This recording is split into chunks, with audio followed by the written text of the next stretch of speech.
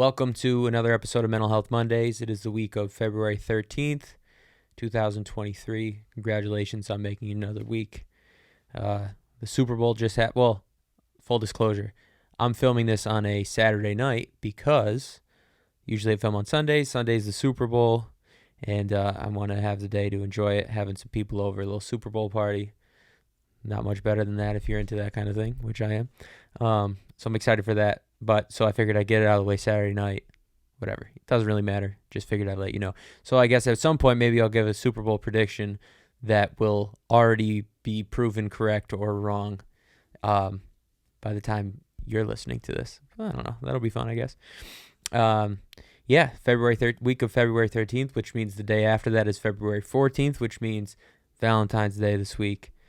I got to be honest, I have not prepared at all. Luckily, by the time Jay watches this, hopefully I will have already done something so that she won't know that I could say on Sunday, 2 days before Valentine's Day, that I haven't done anything yet. I don't know. Valentine's Day is fine.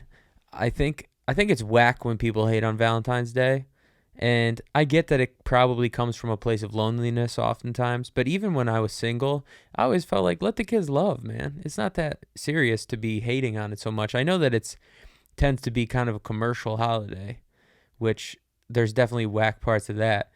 But it's to celebrate love. Who doesn't love love? Unless you've never experienced it, in which case I feel for you, and that sucks.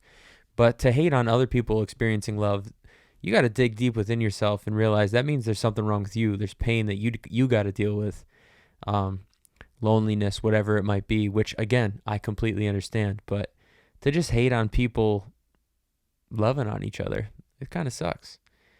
And I feel bad for you. And also congratulations to those who have someone to celebrate Valentine's Day with. And if you don't, listen, it's just another day. It's not that big of a deal.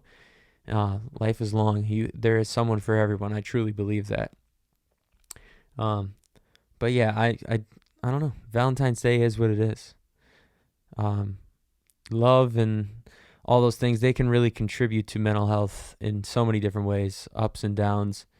You know, when you find someone that you love and you're in a healthy relationship, it's easy to forget how lucky you are, because there are so many people that are out there that are lonely or have gone through tough breakups. I mean, every breakup is hard, but some are even more incredibly difficult than others. But yeah, so I'm just thankful I have someone I love and care about and can spend the day with. And if you're listening to this and you don't, I'm not trying to rub it in your face by any means. I've spent Valentine's Day alone many times. And yes, there are moments when you see other people, and it's hard not to compare yourself or to feel lonely or feel left out. Talked about that a little last week. But what I always took from it when not with someone or when single on Valentine's Day is it's beautiful that love exists. And rather than see other people who are experiencing love with each other and thinking or hating on it or thinking like, I'll never have that, the fact that it exists is a beautiful thing in and of itself. And it's proof that like it's out there for you too. Timing is everything. You never know when you're going to meet a person who changes your life and someone you want in your life for a long, long time. So yeah, again, I don't know what I'm doing for Valentine's Day yet. I'll figure it out. I always do. Maybe cook dinner. That's what we did our first Valentine's Day. Last Valentine's Day, we weren't together because of a breakup, which happens. And it's easy for me to say. It was a really difficult time period. But yeah, last Valentine's Day, we didn't get to do anything. But she's not. This is the trap. This is a trap, fellas. This is a trap. My girlfriend always says, I don't really care about Valentine's Day. That's a test, brother. I promise you she wants something out of it. And that's not to say anything negative about her or about women expecting something on Valentine's Day, but you better deliver. Listen, keep it simple. Flowers matter, okay? Flowers are solid. Flowers always work. It always helps, no matter what. Even people who say they don't like flowers, who doesn't like flowers? You might not love them. You might not always buy them and stuff, but every female, every person likes getting flowers on Valentine's Day, okay? If they're into chocolate, that's, people have different tastes, but that's another easy one. It's a cliche, but there's a reason it's a cliche, because it's a little sweet treat to celebrate your love together. And another thing to add another layer to it, if you're in a relationship already, keep it old school. Keep it, like your little kid. Ask the person to be your Valentine. It's cute. It's sweet. Romance is okay. Romance is positive. You don't have to shit on it just because it's a commercial holiday. It's okay to have fun with it. With that said, I don't have any plans yet. But, like I said, I'm going to cook dinner together, a little romantic, a little jazz in the background, candles, flowers. It's right there for you. It's right there for the taking. It's not that hard. And even financially, it doesn't need to be a huge commitment. It's just about effort. And that's what relationships are in general, honestly. If you find a person who has any morals or has, their head on straight, it's really about effort. And the longer you're in a relationship and the more you get to know about each other, the more you realize that it is work, and that's okay. And it's really about finding the person you're willing to put the work in with. And it's a two-way street. They have to work on themselves. You have to work on yourselves. You have to both be willing to work on the relationship. And it is work, and it takes time, and it takes effort. And as much as I always feel like I can and should sacrifice certain things for my career aspirations and my life goals, some of those things, I don't know, you have to make certain sacrifices for your relationship as well and put the time into nurturing them and really like keeping them as healthy as possible. And it's a long process. I mean, I've been in a relationship with someone who I really love and care about for, it's almost 2 years. There was a period in there where, I felt I was at a point in my life where I didn't know what was next, and I didn't know if this person fit into what I thought might be or should be next. And, without going into too much detail, we did break up for a period of time, and then one thing led to the next, and then we got back together. Not on some like high school, break up, get back together 115 times type of thing, which I did with my high school girlfriend. It wasn't like that. It was just, I don't know. It was just a confusing time. Life can be confusing and chaotic. So it just was one of those things. And then, we're in a much better place. And it's been a crazy road. It's been a really crazy road. And, and it has days where it's really difficult, and it has days where it's easy, and it's like, oh, it's obvious why we are together, because we love each other and make each other laugh, all that good stuff. But relationships are tough, man. It's work. And I think the resistance in putting the work in a relationship comes straight from our ego and our grand plans that we have for ourselves. And really, I mean, it fundamentally depends on how you look at life, but it seems like, to me at least, it is kind of one of the purposes of life is to find love and experience love. I think love is life. Life is love. At least a life of happiness is filled with love, not just for people, but for life itself, for the birds and the bees and the trees and the... Achoo, sneeze. All right, sorry. I can't help myself from lyricist. What can I say? That was really fucking dumb. Yeah, it could be it's worth the work, and I feel our ego sometimes gets in the way of putting in the necessary work because we are resistant to change. We're resistant to digging deep and looking deep inside ourselves and realizing like, oh, this is a flaw in me that is now manifesting itself in my relationship with the person I love. And again, it's a two-way street. The other person has to realize there are things about themselves that it doesn't mean you need to change who you are, but you certainly need to kind of adjust the way you go about certain things with the other person, which brings me to last week I put out a little story just asking for suggestions or questions people had, things they want to be discussed. And a friend of the show, I guess now, I don't know, a friend of mine, Kevin Rodriguez, asked about healthy ways of dealing with maybe a partner or someone you're in a relationship with when they're dealing with mental health issues. And that's a really tough one. Even for me, having dealt with mental health issues myself, it's very difficult to deal with when it's someone else. I feel like at least from my own from my own perspective, it hurts more when they're going through it than when I'm going through it. Just quick example, when I was first getting off of antidepressants, it was really a rough stretch of time. Especially, like, to me, it like manifested itself specifically in like a couple week period, 2 weeks, we'll say. It was a slow process, and there were ups and downs along the way, 6 months or whatever the heck it was. But really, it manifested itself in the last couple weeks of being on it, and then first couple weeks of being off of it. And it was really difficult for me, and I really truly feel I couldn't have gotten through it without my partner. And she was just so accommodating and sweet and loving, but I knew that I would be okay. Like, I had confidence, like, I know I'm going to be fine. I know this is just kind of part of it, and I was really just in a bad place mentally, and I had the confidence that, like, I'm going to be okay. I'm going to get through this, and, like, don't worry about me type of thing, even though I needed the help and support, and I asked for it, which is a whole nother subject, but you should always ask for help when you need it.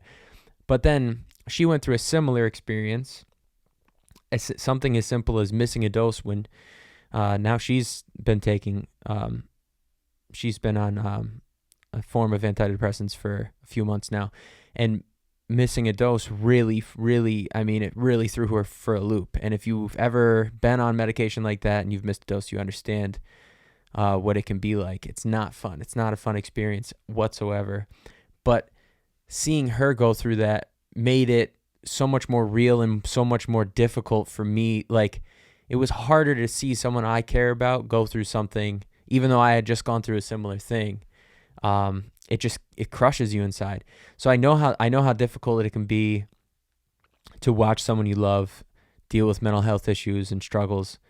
I guess the only advice I could give is, it comes from Zach, honestly. It's something I've thought, but he put it perfectly, in my opinion, is you have to adjust the way you're communicating your help and your love to a way that is palatable for that person. And that means just being socially conscious and aware and understanding how that person works, what makes them tick. For me, I feel like I respond to tough love. I've always I kind of loved being on a team, being in sports and stuff, and like having a coach tell me what to do. Not like I want a boss and stuff like that, but just like direction. And I was okay with kind of being told a certain way, or like someone being hard on you. It might hurt you for a second, but I always felt like it brought out the best of me. And even now I do it to myself in certain times where I feel like I need a kick in the ass and like need to get my shit going. I just feel like it's something that works for me. But being in a relationship with someone who deals with their own struggles and has their own issues, and having to be there for them, has really taught me that that's not what works for everyone. That's a me thing. And so it's still a work in progress. I'm not perfect at it, but I feel like I've gotten much better for certain. I have had to adjust the way I communicate with her, especially in those moments. I saw this thing one time that's like, how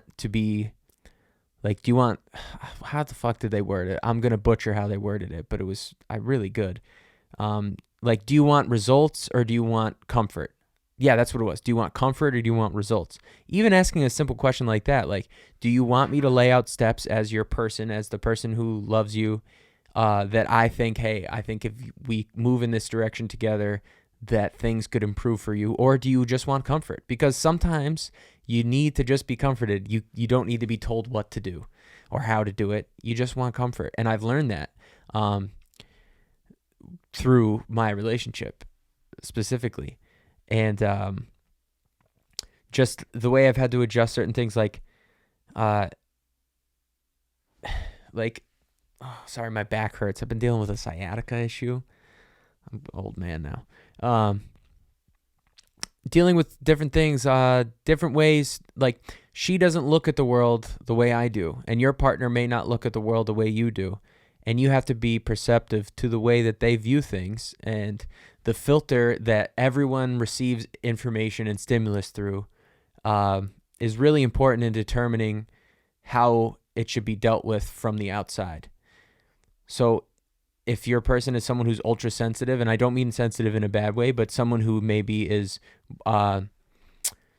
more quick, or to put it better, maybe they're super empathetic and really feel their feelings.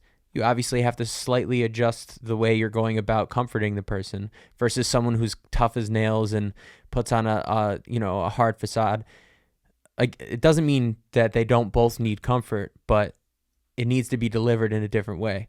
So it really just depends on the person. It's not like a mold of like, all right, this, if your girlfriend's sad, this is how you should deal with it. Or if your boyfriend's sad, this is how you should deal with it. We're all different. Everything is on a spectrum. Everything needs to be slightly adjusted based on the person that we're trying to help. And so that's why even with this podcast, it's like, I'm telling what works for me. But that doesn't mean it's going to work for you or work for everyone. It's just, these are experiences and things that I've dealt with and gone through that that work for me, and that I know that I'm not the only person that thinks at least similarly to how I do, or that has had at least similar experiences to those that I have. So if you share those, you might take something from what I have to offer and be able to apply it to yourself. But yeah, it really just depends on the person, what they need from you. And also, another thing is, communication is key. Ask them what they need from you. Ask them, how can I help you in this moment? They might not have an answer, but you ask enough times, and I don't mean pry at them, but if you get to a certain level with your communication with this person, that when you ask, listen, what do you need from me right now? If they have a favorite, like comfort food or all these things, it depends. It really depends on the situation and on the person. There might be a time where it's like, you've been depressed for a long time. My comfort is not going to help you anymore.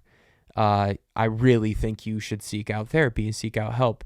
And obviously that's a tricky subject, because it's still so stigmatized and people are still so resistant and hesitant to entering therapy.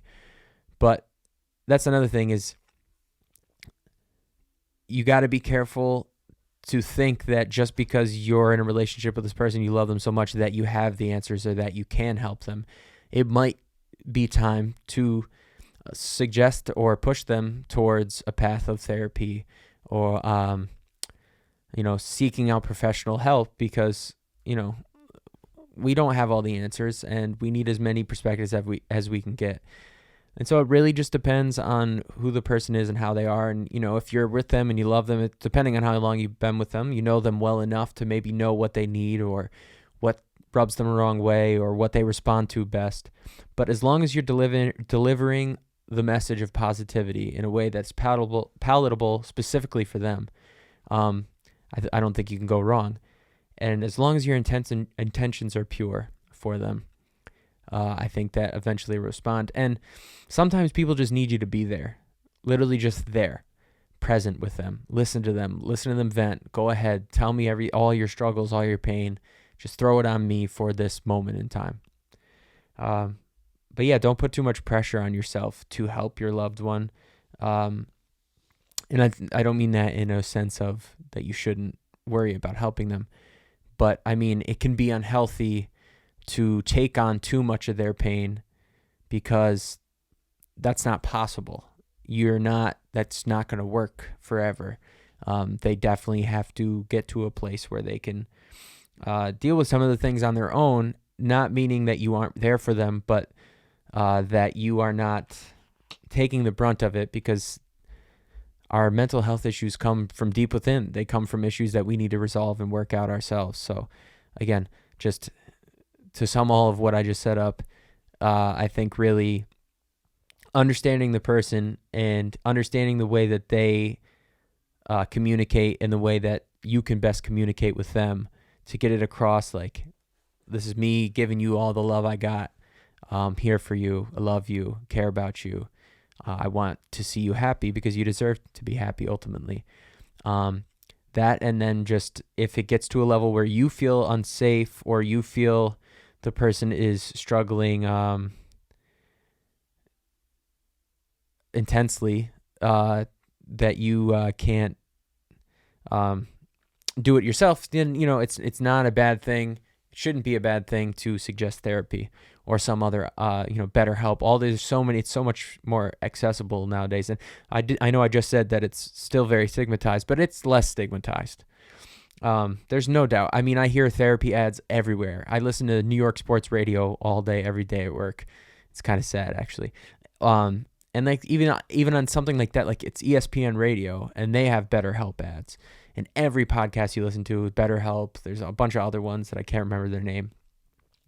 And it just seems like more and more people are talking about it, which really makes me happy because again, that's been my goal since starting this, and just I feel like that's really the first step in an overhaul of the way all of it works when it comes to mental health in this country specifically.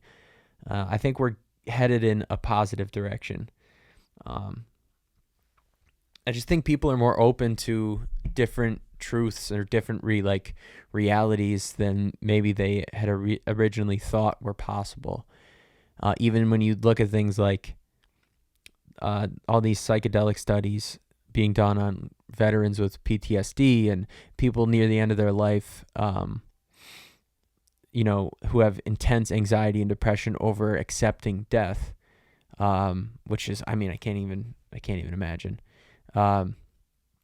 It just really seems like we have gotten to a place where we're judging people less and also looking for answers in places we didn't think that they would be, which is nice because you never know what this is above my understanding or pay grade. I was going to say pay grade at first, and then I'm like, I'm not getting paid anyway.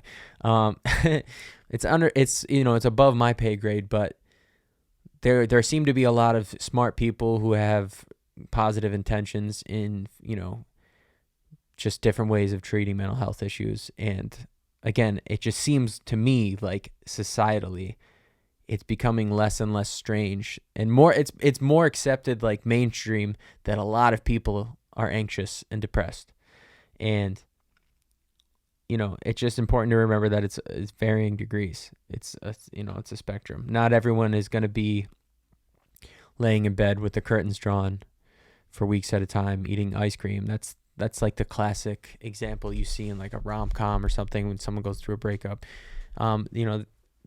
Everyone deals with it in different ways. It comes in all shapes and sizes. So of course the treatment is going to come in all shapes and sizes. We're all different.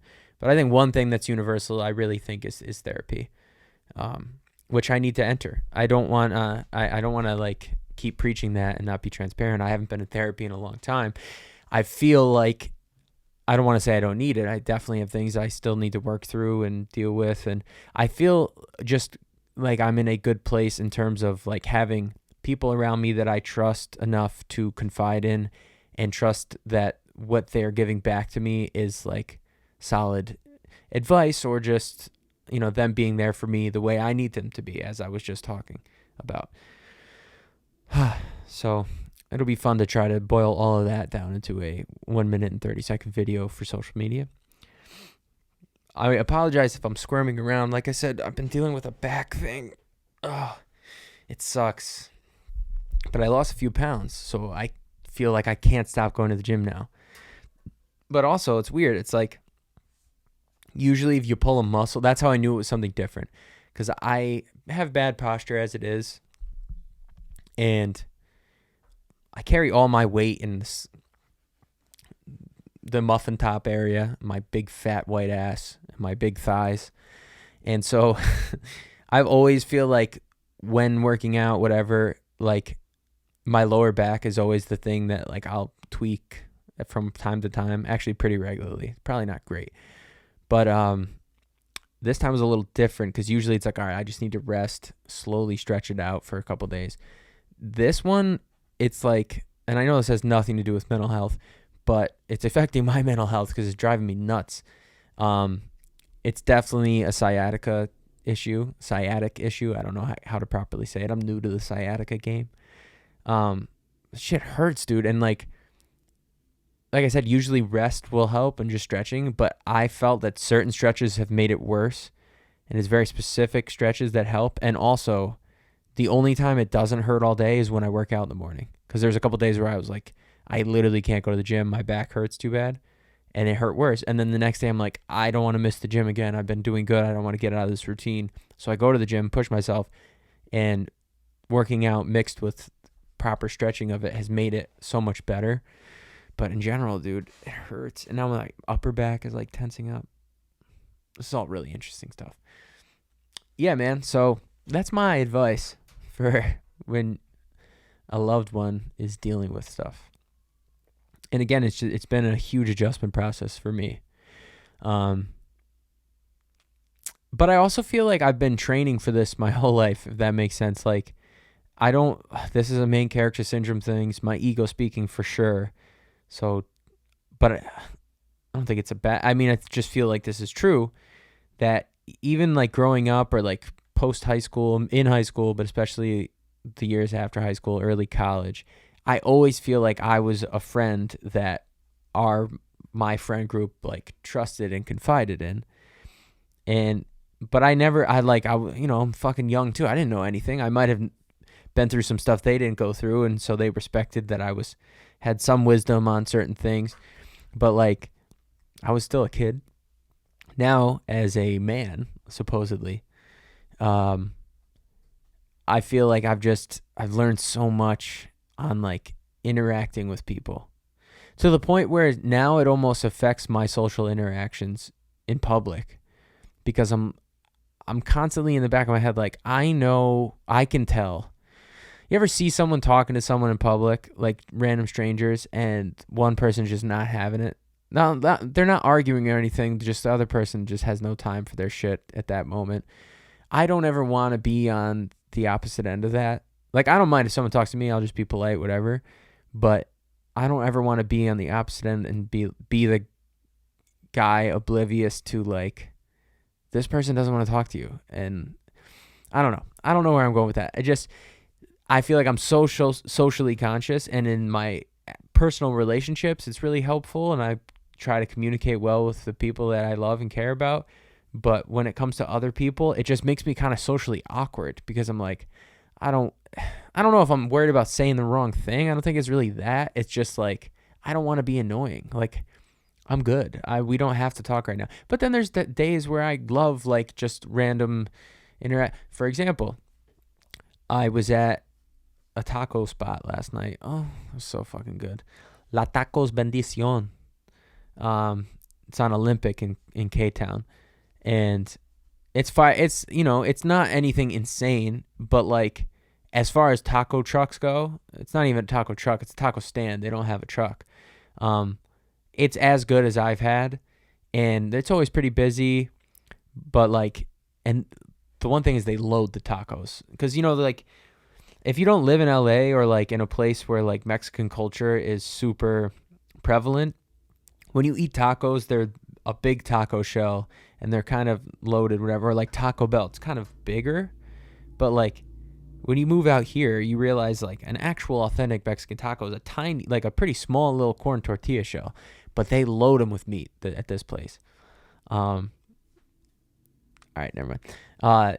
Yeah, they load them up, and they're fucking fire. But anyways, I was there. It's like a spot that, like, when we want something maybe that's not super healthy, but like seems passable in our brains, that's not that bad for you, even though it's not great for you. I'm not ignorant, but like, at least there's protein and shit. It's better than like fast food, even though it is, you know what I mean? I know that sounds dumb. Like, if a nutritionist was listening, they'd be like, that's the dumbest fucking thing I've ever heard. But I'm saying, generally speaking, there are worse things that we could get. And so, whatever. Fuck you. Go to a taco stand. It's fun. And that's another thing, though. It's a fun thing to it seems like you're being a part of something. Like, it's just cool to go to the taco stand and order. And I always get scared to order in Spanish, so I always order in English. But anyways, what was I saying? All right, about social interactions. There are times where I'm like, I don't want to talk to anyone, because I just know people usually don't really care to be talking. And then this time I heard a couple Korean fellas talking, and I don't even know what they were talking about. But the one dude was talking about how he's just got his education degree, and they were talking about the problems in the city. It was interesting, and I'm a big eavesdropper. I'm a people watcher, whatever. I think we all do it. It's not even like I'm trying to listen. It's impossible not to hear what they're saying. So they're talking or whatever, and the one guy was like, yeah, but I might do this because then I could run for office. Like I could like get into politics. And both of his homies immediately laughed at him. And like they weren't like being mean, and he kind of laughed. He's like, not that I would ever do that, but it'd be an option, blah, blah, blah. And they were kind of joking around about it. And I just scooping taco sauce into some salsa into a little cup. And I just turned around and go, I'd vote for you, dude. And they laughed. We had a chuckle, whatever, and like, have a good night, on our way. I love little interactions like that. But also it seems like I'm so socially conscious that I avoid them sometimes, which is dumb because it always like brightens my mood when I have a positive interaction with someone. I had a positive interaction with my neighbor yesterday. I don't know them well. You know, where we live is like, there's like a split house in the front and a split house in the back. Now, luckily for us, the person we split on the other side of the wall, which is only one shared wall, it basically is like our own little house, which is great. And the one wall that's connected is my best friend lives there. So it's excellent. And he's never home. So it's basically just us. And, but our next door neighbor, meaning the property next door, is another big, like, multi-family house. And I've had one interaction with the woman before, and it was positive and pleasant. But this time, same thing. And it was just, she just said, like, I could park in front of her driveway for the night because they weren't leaving till later the next day. Simple as that. But I don't know. You interact with enough, like, shitty people that when you have a positive interaction with... Actually, I want to walk that back. I don't know that you interact with that many shitty people. I think that we just always assume, like I just said, I've been doing, that people are in their own world. They don't have time for your shit. But like now that I'm thinking about it, typically if you just like say hello or a nice greeting to someone or just like little small, not, kind of bullshit, but just a little bit of small talk at the grocery store or whatever it is, most people are like respond pleasantly. I think we need a little more of that. Just say like the neighborhood feel of life is kind of like disappearing because the world is so big yet so small because it's right in our hand, and it's confusing the social hierarchy of like how to speak and communicate with other humans. It's gotten so convoluted now, but I think we need to bring back a little of that, just like howdy neighbor. Not literally howdy, but like it just was nice to just say hi to my neighbor, and she was like, my name is so-and-so. And I was like, I know, I remember last time. She's like, well, if we need you to move your car, I'll just scream at your window, scream your name. Funny stuff. It was nice. She's a sweet, sweet lady. And it just made my night. I know that sounds silly, but it did. It was nice. It just feels good when you have good interactions with people. The only way to have more of them is if you interact with people. So that's I just realized that after saying all this shit about like, oh, I feel weird about talking to people because I don't think they'll like it. Even though I know that's not necessarily true. My fucking back hurts, dude. Oh, man. Yeah. This week was like, I can't even remember what happened this week. I think I was busy. I think that's why. I'm still struggling, like balancing schedule and all. Like, it's really difficult, man. It's really difficult. I feel like I have 3 jobs right now. One is my day job, which pays the bills. Which at this moment in time, there's no getting rid of. It is what it is. I have to do that right now. I don't have the means to only be doing music. With that said, that means that the only time I have to put into my passion and my craft is after work. So that leaves me many fewer hours, and also it's hours after working all day. So you're tired, exhausted, and you kind of have to push past those things. I don't get paid for that job. I do slightly. A little bit, not a lot. It helps a little. It helps pay some bills, not like a full bill, but like, it's money towards bills and stuff like that, which is nice, depending on how you look at it. Or it funds itself, which is another thing that's positive. But, it's really for the long game. It's investing in myself and trusting that like I'm going to, things are going to pick up and I'm going to be able to stop working the day job, and then that'll be my job or whatever. And then there's the podcast, which is purely $0, not a cent yet. And I know that like certain podcasts I listen to, they're like tell their fans like, we'll never get ads, or then they'll like And then they've had to apologize when they do get ads because they're like, dude, I can't leave my. I promise you, if you're listening to this now, the second I can get ads, I'm getting ads. Unfortunately, money is necessary. It's a necessary evil.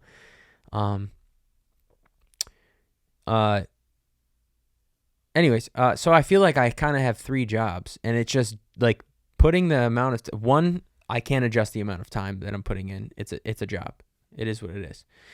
But then like balancing the amount of time of the other ones mixed with like my own personal stuff, mixed with like my relationship, it's difficult. It's hard to find the balance.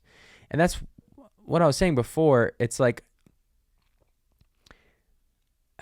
when I don't know, it is more difficult to do while you're in a relationship. That is a fact. Because if I had no one else that was relying on me, or if I don't know, if I had nothing else going on other than day job and then my free will to do whatever I want, whenever I want, I would have no one. I don't know. I guess relying is not the best word, but for lack of a better word, relying on my presence. Because that's what a relationship is. You have to rely on each other. You have to be present with each other. You have to, again, put the work into the relationship.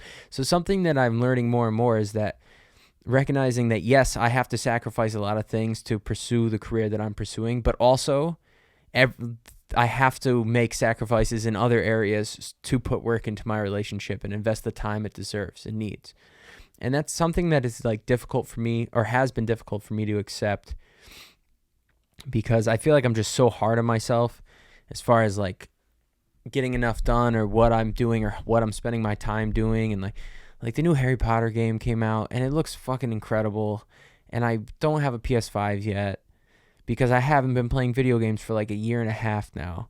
And it sucks because I miss video games. But it's like, I know that's, even though it brings me joy in like a couple hours of time every once in a while, like it's just not serving me. It's like it's like, to me right now at this point, doing that would be a complete waste of time when time is so limited as it is, because I'm trying to balance the day job, music, the podcast, my relationship, my own mental sanity. But I guess that would fall into the my own mental sanity category. I'm just it's a juggling act, honestly. It's all about balance. It's all about figuring out what works. So I'm still in the process of doing that, because like, I know I have these grand plans of all this other music content that I want to make and can make, but it's like, that shit takes so much longer than you'd expect. It's frustrating how long it takes, because you wouldn't think it does. It seems easy to just flip the ring light on and like make a TikTok, but it takes some time. And I know it sounds dumb, but the other thing is, it's not like making one TikTok, you're not going to get anything out of it.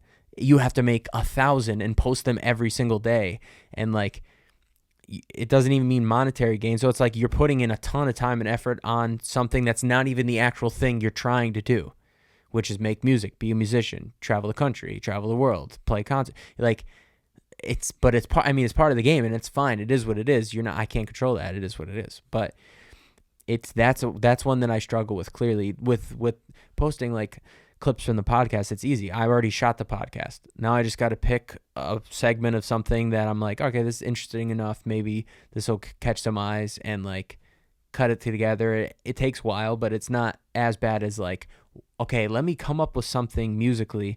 Like, yeah, I could do songs that I already have, but it's just, I'm making it a little bit of an excuse for myself, but I'm just venting, I suppose, because it can be difficult. Or I guess I'm struggling currently with it. And something I'm trying to get more consistent with again, because I was doing okay before the holidays and stuff. I was doing okay. I don't know why I said it like that. Also, no coffee because it's 10 o'clock at night, which is killing me. Although I'm kind of spouting off crazy shit right now anyways. And also, my water is out of reach. My throat is drier than Satan's armpit right now. Although Satan's armpit would probably be really sweaty because he's in hell. I don't know. It's hot there. Too hot. The other, another response I got for the just asking advice on questions people might have or topics they want to see explored on the podcast. The other answer I got, was it's how funny is that? This is the only thing in the world I'm doing right now is shooting this episode, but I just got distracted in my own head. Amanda Willett she said that she had recently lost her job and she was struggling to remain positive. Listen, that's a really tough one. I think the easiest or the most relevant thing I could say is that you have to look at something like losing your job as just a new opportunity. I know that it can be hard, even if it seemed like, I don't know the context of what the job was, if it was something you really loved. If it wasn't something you really loved, there you go. That door closed because it's time to go open another one for yourself. And, we're meant for what we're meant for, and what is meant for us will come to us. So if it's time to get out of that job, or it was in some way, one form or another, it was time to change your situation. And it's a time where you can kind of use it as a new transition period, new beginning. Those things are positive in life.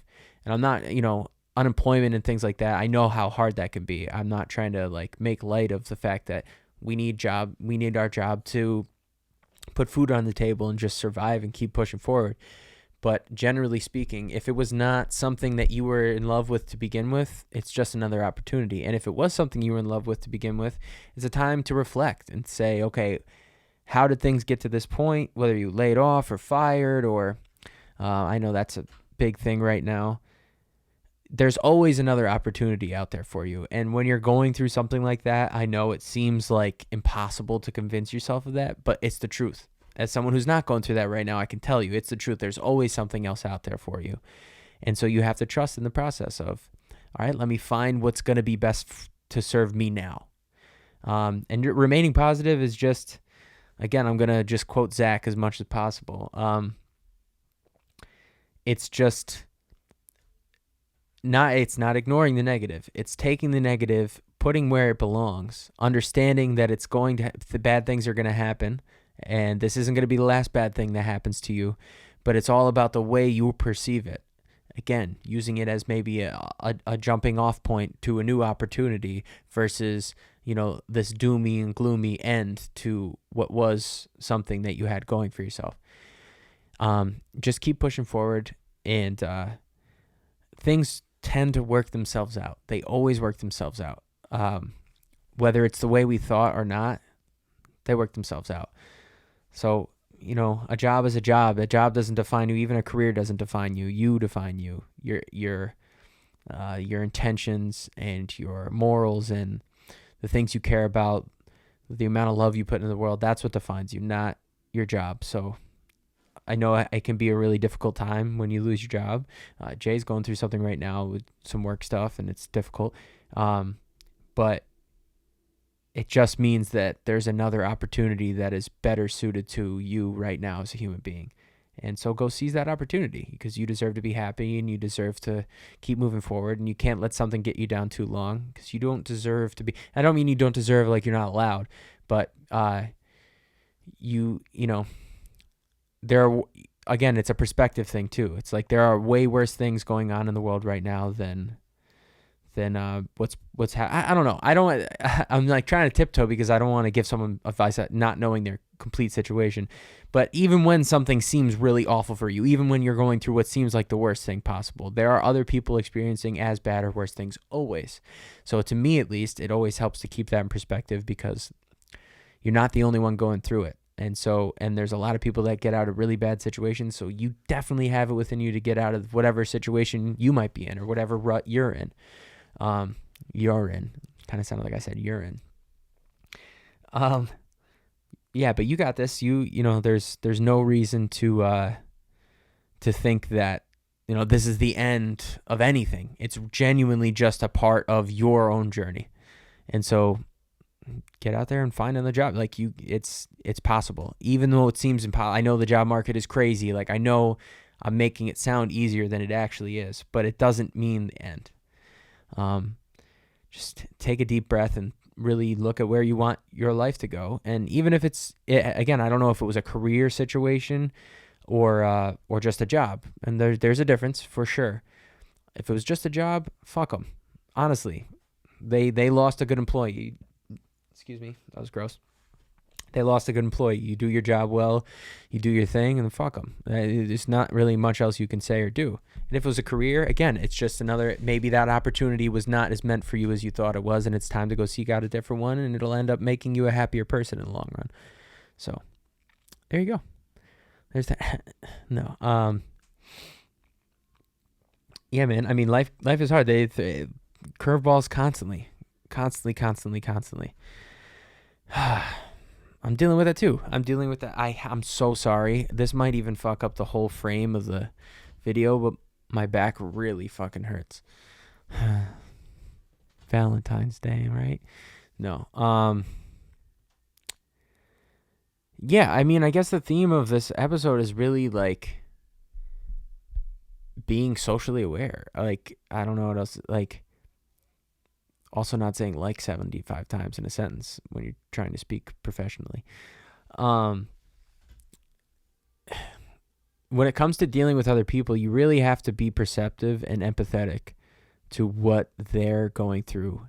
And if you need to give them something, whether it be love or care or advice or words of wisdom or words of encouragement, you need to try your best to adjust to what they need, what their needs are, not what your needs are, not how you would benefit from something, but how they would benefit from something. And that's something that I've learned over and over again, being in a relationship specifically. When you spend a lot of time around someone and you communicate with them constantly and you see where you butt heads at times, you realize like, oh, that's because that's not meant for this person. That's the way I want it or need it. And it's really like, again, it's a healthy relationship doesn't mean changing who you are or how you are, but it definitely requires a lot of self-work and adjustment to what is going to work best for the both of you. And if you have a good relationship, the other person's going to put in their 50% too. There's a Chris Rock quote that's like, no relationship is ever even. And it's so true. There are times where one person is putting in 90%, the other person's putting in 10. But there will be a time where that flips completely. That's just how a relationship works. A relationship, the ebbs and flows and the spectrum of how things are going is constantly changing. And it's constant work. And the number one thing to me is like individually being able to both step away from it and think, okay, what am I doing wrong? What am I doing right? What are they doing wrong? What are they doing right? And being able to then come back together and speak about it. Communication is key. Just talk to each other. If you know each other well enough, yeah, I mean, or if you don't, I mean, that's the first way to get to know each other is really fucking communicate. But just no yelling and arguing. The conversation may get tense at times, but just breathe, look at each other in the eye, hold each other's hands. First and foremost, do you love or care about this person immensely? Okay, if you can check that off, that's the most important thing. You got that going for you. That means that anything else is possible. If you really love and care for this person and it's meant to be, anything else is possible in your relationship. So now let's get into the issues. I didn't like how you said this. And I'm not telling you to sugarcoat it, but that's not the way to communicate with me. You know that. Okay, I understand. And then from the flip side, well, when you went and did this, I really didn't appreciate that. And I know it might sound cheesy, but genuinely speaking like that will help your relationship. It will you just constantly have to nurture that communication. And again, I'm in year 2 of a relationship. I'm not married for 40 years. Someone who's married for 40 years might hear that and be like, what? But from my experience, that's the truth. And actually, I take that back. When you hear an old married couple speak, that's something they always say is just the communication aspect of things. And also, you don't want to let things go for too long before it's too late to adjust them. Like pretty early on, within reason, I guess within the first like couple months of relationship, it might seem overbearing. You might still kind of be trying to feel each other out and see where it's going, and that's a little different. But once you're in a year, once you said I love you, Okay, how about that as a parameter? Once you said I love you, I feel like you have to be able to like have these calm, serious discussions and just like, this is how I see it. I'm not saying I'm, and always be able to admit you're wrong. Again, it's an ego thing. I know it's difficult. And I'm not saying that I'm perfect at it. Jay could listen to this and be like, what the fuck are you talking about? But it's really about like being able to slow it all down in your head and sort through, the arguments, the smiles, the laughs, the frowns, the cries, the screams, the yells, like, and just really trying to like remember that arguments are going to happen, but also try to use them as a constructive, like teachable moment. It's almost like raising a child where, if a kid does something wrong, you don't want to just be like, oh no, don't do that. You want to be like, this is why you don't do that. See what you just did? This could lead to this. And it's the same thing in a relationship when you go through like, every argument's different. Some are really dumb. Some are over the smallest stuff. But there's an underlying reason why you're arguing. So if you can, after the argument, because they're going to happen, if you can take a step back and really kind of decipher, like, all right, do like a play-by-play, like a post-game, Super Bowl, like a post-game recap of like, I didn't like that, like this happened. See, it was fine when this was happening, but then when this happened, that's what rubbed me the wrong way, or whatever it is. And then also, again, arguments are going to happen. I shouldn't say arguments are going to happen. Disagreements are going to happen. It doesn't have to be an argument.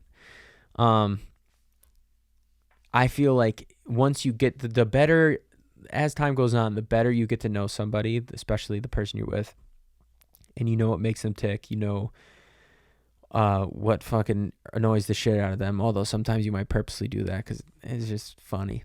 I've been annoying Jay lately. I feel bad. It's not on purpose, not always, but then there's some times where I can't help myself. Like, the third time I do a thing, to me, it's even funnier the fourth time. But I'm sorry. I was just thinking about how I could possibly go annoy her right now when I'm done with this. Yeah, it's just, I don't know what I was fucking saying, but like, it's just about adjusting the communication to what the other person needs, what works for them, what works for you guys, and using those teachable moments where it's like, this argument doesn't just have to be screaming about nothing. It could be, okay, what can we take from this? Yelling is not working at all. Like us raising our voices isn't working. So next time we have a disagreement, this seems like a silly one, but something, we got to get back to it actually, because it was really working well.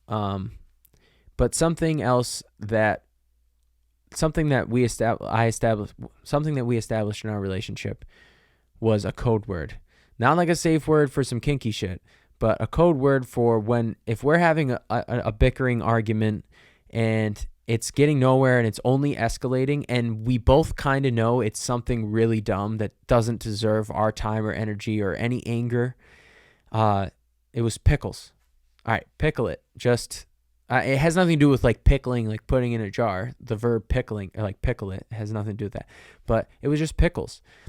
It's a silly word. We picked a silly word because I guess it, it could kind of stop you in your tracks, like pickles. That's kind of funny and random. And it just is a reminder of like, listen, we don't, like, after this second, we don't ever need to care about this again. So let's just say pickles right now, get it over with, and nip it in the bud. Like, it doesn't need to keep going. I think that could be helpful in a lot of relationships. Just some sort of word that you both understand. It both snaps you right back into the moment, because we can get lost and we can kind of get carried away with things. It's just part of life. It's part of a relationship. It happens. But just a word, a simple word like that, like pickles. Don't steal ours though. That can kind of just snap you right back into place and be like, oh yeah, this is really dumb. We love each other. This is really silly and unnecessary. Let's go to breakfast, because I love breakfast. It's the best meal of the day.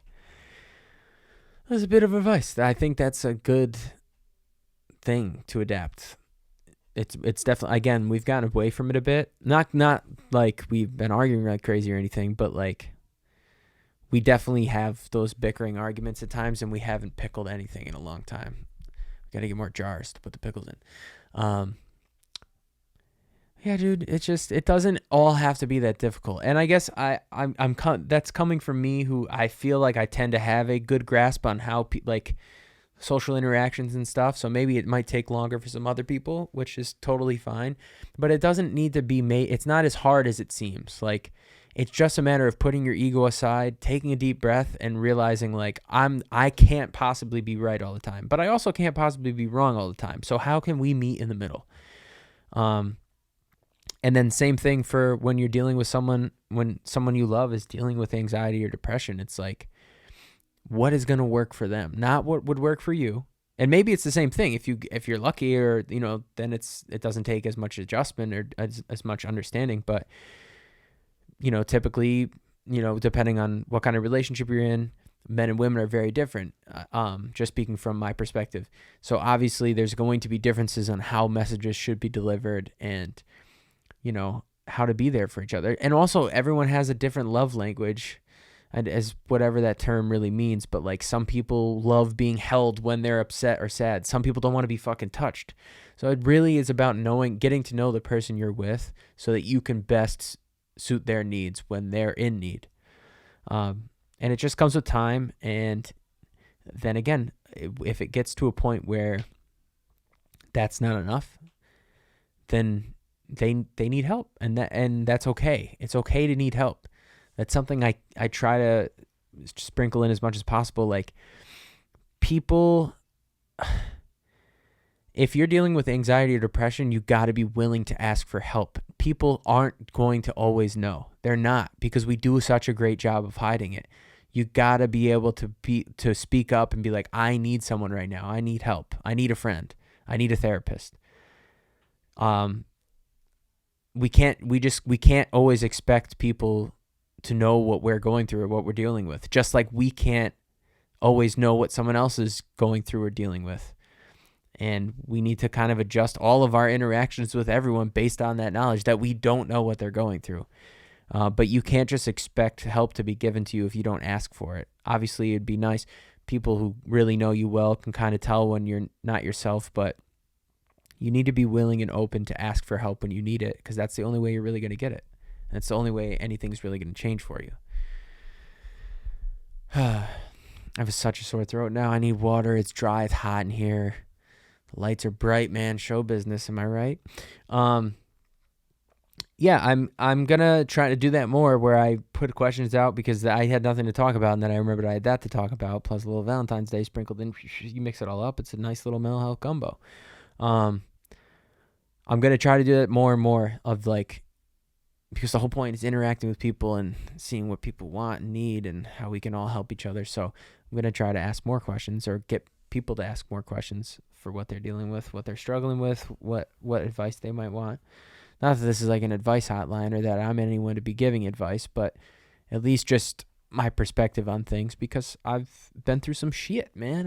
I've seen some stuff. I've been through anxiety and depression and depersonalization. I'm still dealing with it, and I've gotten to a place where I kind of figured out some things that work. And the biggest thing is just a mindset overhaul. And that's a big one. That takes literally years of life experience and like feeling like shit for long enough to be like, I don't want to feel like this anymore. But it's possible for everyone. And the first step is just communication and transparency. And we're all capable. And I'm confident that a lot more people can live more positive, happy lives than are currently. And so I hope I can be a catalyst for that in someone. But now it's time to say our goodbyes once again. My Super Bowl prediction. First of all, I should have talked more about Super Bowl parties. They're the best. It's like Thanksgiving, but even more American, if that's possible. I'm going to do a little spread, a little chips and dip, a little charcuterie board, little chicken wing dip, pizza and wings. What else do you need? A couple White Claws, a couple brewskis. It'll be fantastic. I'm excited. But if you're watching this already happened. So I don't know how I feel about the game. I don't know if you're watching, if you give a fuck, but it's tough to say. I feel like I still don't know who Jalen Hurts is. He's had an excellent season. I'm not trying to take anything away from him. But I don't know. It's hard for me to pick him because when it comes to the playoffs and you're this deep in the season, it's like the stars matter. Patrick Mahomes is an absolute superstar. He's already one of the greatest that we've ever seen play the game. And Jalen Hurts is an excellent young player, and he could well be on his way to being one of the best quarterbacks in the NFL. But I have such trouble ever picking against Mahomes. I just feel like there are times when their offense is unfair. Like, there's no play on Madden you can run that could simulate what they do on offense. It's just a broken play. Mahomes takes 5 steps out of the pocket, and all of a sudden Travis Kelce is running a squiggly line that somehow Mahomes knows exactly where he's going to be, and he's going to catch the ball if it's anywhere near him. It's very difficult to defend. With that said, the Eagles have an excellent defense, but they haven't really been tested in the playoffs. I know a lot of people are saying that. I'm not trying to just recycle that, but they haven't. The whole Brock Purdy situation, he couldn't even throw a ball forward.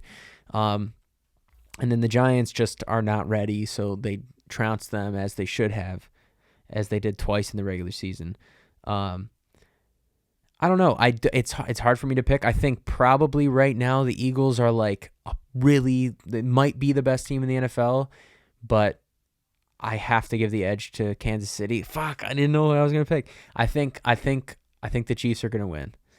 I think Pat Mahomes is gonna have a bunch by the time he retires. But the AFC is really tough, and I think that when he gets there, he's got to win them. So I think that Patrick Mahomes and the Chiefs are going to win, which sucks for me. A side note, I know I've mentioned this. I don't know, it's been too long now, but another thing that I'm going to predict now, and this will be another thing to annoy Jay, to prank her. I often complain about like double standard, men versus women. I don't really mind at all when we're watching something and she's like a hot actor or an athlete and she's like, pretend drooling over him. You know what I mean? It's fine. I totally don't care. No, really, I really don't mind.